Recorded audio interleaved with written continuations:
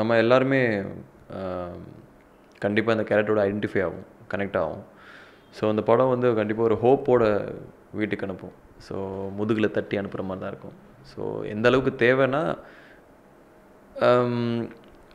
சம்மந்தமே இல்லாமல் ஒரு சிரிக்க வச்சு அனுப்புகிற மாதிரி படமாக இருக்காது. ஸோ கண்டிப்பாக ஒரு ஒரு கருத்து இருக்கும், ஒரு சொசைட்டிக்கு தேவையான ஒரு கருத்தாக இருக்கும். ஸோ அதை கொடுத்து தான் அனுப்பும். நம்ம சமூகம் வந்து நிறைய பேர் ஜெயிச்சவங்க குறைந்த அளவில் தான் இருப்பாங்க, தோற்றவங்களும் கம்மியாக தான் இருப்பாங்க. ஆனால் அந்த மிஸ்டர் ஆவரேஜ் அவங்க தான் வந்து நிறைய அந்த கதாபாத்திரத்தில் நடித்தது. நீங்களும் அப்படியான ஒரு நடுவில் மாட்டிக்கிட்ட பையன் தான் அப்படின்னு இயக்குனர் சொன்னார். அந்த அனுபவம்லாம் நான் ஒரு பாயிண்ட் வரைக்கும் கண்டிப்பாக ஆவரேஜாக இருந்தேன். ஏன்னா அந்த வீட்டு பக்கத்துலேயே சரி எங்கள் அக்காவோட தம்பி தான் எனக்கு தெரியும், அபிநயாவோட தம்பி அப்படி தான் எங்கள் ஏரியாலே தெரியும்.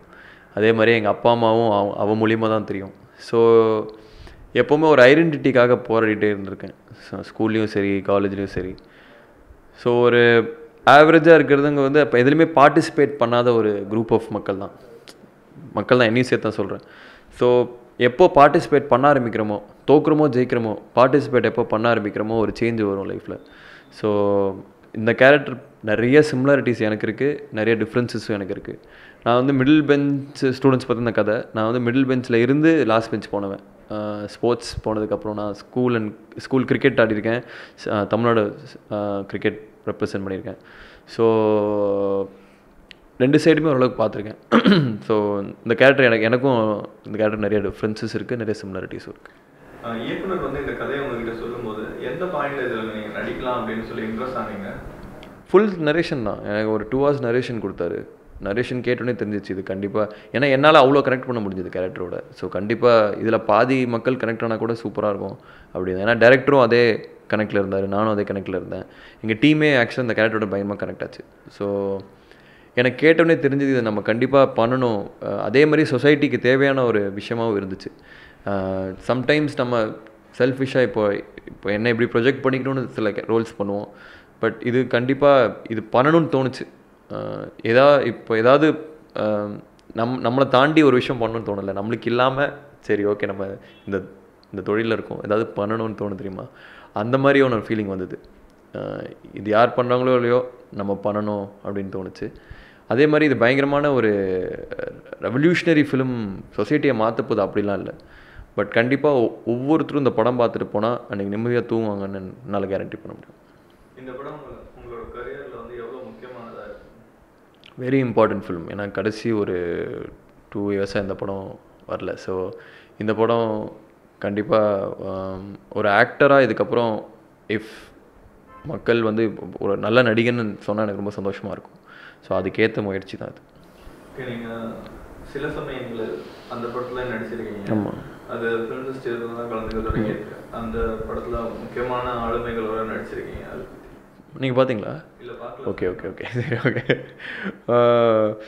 அந்த படம் அதான் போகிற ஃபிலிம் ஃபெஸ்டிவல்லாம் வின் பண்ணிகிட்ருக்கு, ரொம்ப சந்தோஷமாக இருக்குது. பிரியதர்ஷன் சார் டைரக்ட் பண்ணியிருக்காரு, அவர் ஒரு லெஜெண்டு. ஸோ இது வரைக்கும் நான் ஃபஸ்ட் டைம் டேரக்டர்ஸோடு தான் ஒர்க் பண்ணியிருக்கேன். ஸோ அவர் மாதிரி ஒருத்தரோட ஒர்க் பண்ணும்போது பயங்கரமான ஒரு எக்ஸ்பீரியன்ஸாக இருந்தது. அதே மாதிரி படம் சூப்பராக வந்திருக்கு, பார்த்தவங்க அப்ரிஷியேட் பண்ணுறாங்க, ரொம்ப சந்தோஷமாக இருக்குது. நான் இப்போது எப்போ இங்கே ரிலீஸ் ஆகும், எப்போது எனக்கு தெரிஞ்ச அவங்கக்கிட்டலாம் காமிக்கலான்னு நான் வெயிட் பண்ணிகிட்ருக்கேன். அவேர்னஸ் ஃபிலிம் அப்படின்னாலே ஒரு மாதிரியான ஒரு சாயல் இருக்கும், அதை கடந்த இந்த படம் இருக்கும் அப்படின்னு ஏர் விஜய் சொல்லியிருந்தேன். அது நீங்கள் எப்படி ஒரு அவேர்னஸ் ஃபிலிம் மாதிரி தான் இருக்குமா, இல்லை ஒரு ஜெனரல் படமாக இருக்கும்? இல்லை, இப்போது பிரியதர்ஷன் சார் ஃபஸ்ட்டு டாக்குமெண்ட்ரி எடுக்கலாம் தான் பிளான் பண்ணியிருந்தாங்க. பட் டாக்குமெண்ட்ரி எந்த அளவுக்கு வெகுஜன மக்களுக்கு போய் சேரும்னு உங்களுக்கு தெரியும். ஸோ அதான் அந்த வாழைப்பழத்தில் ஊசி குத்துற மாதிரி தான், ஒரு நல்ல ஒரு இன்ட்ரெஸ்டிங்கான ஒரு பிளாட்டில் அவேர்னஸ்க்கான விஷயங்களை சொல்கிற மாதிரி தான். எனக்கு பிக்கஸ்ட் சேலஞ்ச் என்ன இருந்ததுன்னா, ஒரு இன்ஃபர்மேஷன் படத்தில் இருக்கும், நிறைய இன்ஃபர்மேஷன்ஸ் இருக்கும் சொல்கிறப்ப. இப்போது அந்த ப்ரெக்னென்ட்டான விமென்லாம் ரெட்ரோவைரல் ட்ரக்கு சாப்பிட்டாங்கன்னா பிறக்கிற கருவில் இருக்கிற குழந்தைக்கு எய்ட்ஸ் வராது அப்படிங்கிற ஒரு விஷயத்த நம்ம இப்படி இன்ஃபர்மேஷனாக சொன்னால் போர் அடிக்கும். பட் அது கதையோடு வரும்போது இன்ட்ரெஸ்டிங்காக இருக்கும். எனக்கு பெரிய சேலஞ்ச் என்ன இருந்ததுன்னா, நடிக்கும்போது அந்த சீனில் வந்து அந்த இன்ஃபர்மேஷன் வரும்போது அது இன்ஃபர்மேஷனாக சொல்லாமல் ஒரு கதையோட அந்த சேர்த்து நம்ம அந்த இடத்துல இருந்தால் எப்படி சொல்லுமோ அப்படி சொல்கிற மாதிரி தான் இருந்துச்சு.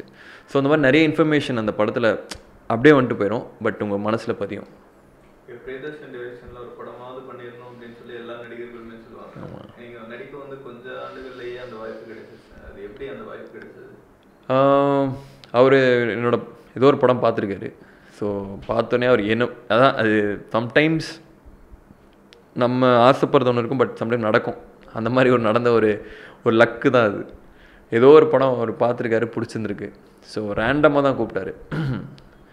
போய் பார்க்குறப்போ தான் ஏல் விஜய் சார் அங்கே சொன்னார், ஹிந்தியில் தான் பண்ணலான்னு இருந்தோம், அது ஆமீர் கான் தான் பேசிட்டு இருந்தோன்னே எனக்கு திக்குன்னு வாரி போட்டுச்சு. சார் அப்புறம் என்னதுக்கு சார் கூப்பிட்டீங்க அப்படின்னா, பட் அதான் ஒன்று பெருசாக பண்ணலாம், இல்லைனா சம்மன் ப்ராமிசிங்காக யாரோடய பண்ணணும் அப்படின்னு தான் அவர் பிளான் வச்சுருந்தார்.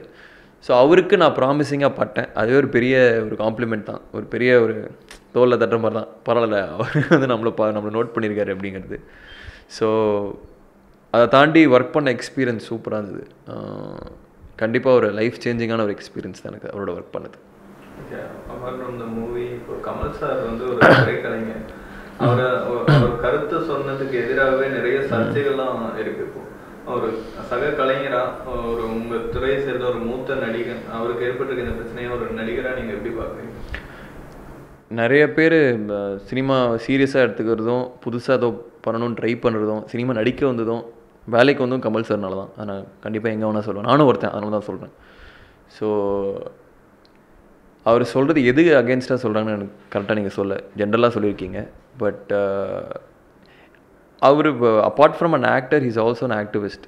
நிறையா விஷயங்கள் ஃபஸ்ட்டு நற்பணி மன்றம் பண்ணது, இந்த மாதிரி நிறைய விஷயங்கள் அவர் பண்ணியிருக்காரு, ஃபஸ்ட் நிறைய பண்ணியிருக்காரு. And also he's a senior guy, ஒரு லெஜெண்ட், அவர் லிவிங் லெஜெண்ட். ஸோ கண்டிப்பாக அவருக்கு டியூ ரெஸ்பெக்ட் கொடுத்து கிரிட்டிசைஸ் யார் வேணால் பண்ணலாம். இப்போது யாராக இருந்தாலும் அவங்களுக்கு கிரிட்டிசைஸ் பண்ணலாம், பட் டியூ ரெஸ்பெக்ட் கொடுத்து கிரிட்டிசைஸ் பண்ணால் எனக்கு சந்தோஷமாக இருக்கும். லைக் உங்களோட பாயிண்ட்டை வைங்க, பட் அவரை கம்மியாக பேசினா எனக்கு கண்டிப்பாக கோவம் வரும். அவர் மேலே இருக்க முக்கியமான குற்றச்சாட்டா பாவனா வழக்கு பற்றி அந்த ப்ரெஸ் மீட்டில் பேசும்போது பாவனா அப்படிங்கிற அந்த நடிகை பெயரை குறிப்பிட்டு சொன்னது தான் முக்கிய குற்றமாக சொல்கிறேன். அவர் அந்த நடிகை பெயரை குறிப்பிட்டது உங்கள் பாயிண்டில் வந்து தப்பா சரியா? இல்லை, இப்போ அவங்களே வந்து தைரியமாக தான் வெளியே வந்து சொல்கிறாங்க.